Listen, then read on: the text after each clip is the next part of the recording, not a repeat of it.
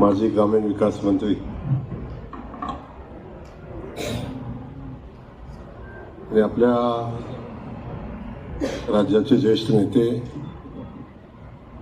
सन्माननीय रणजित बाबूंच्या 80व्या वाढदिवसाच्या निमित्तानं होत असलेला हा पुरस्कार सोहळा आणि या पुरस्कार सोहळ्यासाठी आपल्या सगळ्यांसोबत उपस्थित असलेले ज्यांच्या हस्ते हा पुरस्कार सोहळा होतोय ते राज्याचे कर्तव्यदक्ष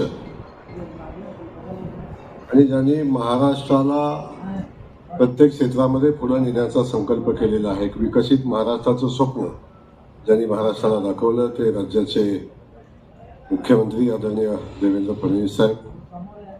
या ठिकाणी ज्यांनी आत्ताच आपलं मनोगत व्यक्त केलं ते आमचे राज्याचे ज्येष्ठ नेते, आमचे मार्गदर्शक सन्माननीय नागपूर जिल्ह्याचे सुपुत्र आणि पालकमंत्री सन्माननीय बावनकुळे साहेब.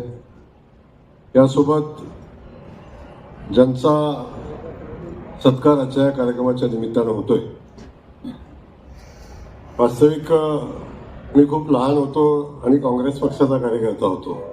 अगदी छोटा म्हणजे कुठल्या बेरजेत नसणारा असा कार्यकर्ता होतो. तेव्हा साहेब प्रदेशाध्यक्ष म्हणून काम करत होते. तेव्हा लांबून बघण्याचा योग आला होता. त्यानंतर राज्यामध्ये जी जी जबाबदारी त्यांना मिळाली त्या प्रत्येक जबाबदारीला न्याय देणारं एक शिस्तप्रिय नेतृत्व म्हणून ज्यांच्याकडे बघितलं जातं ते आदरणीय रणजित बाबू. त्यांच्यासोबत त्यांच्या सहचारिणी असतील, अनिलजी देशमुख आहेत, त्यांचे सगळे कुटुंबीय आणि खास करून ज्यांच्या विनंतीला मान देऊन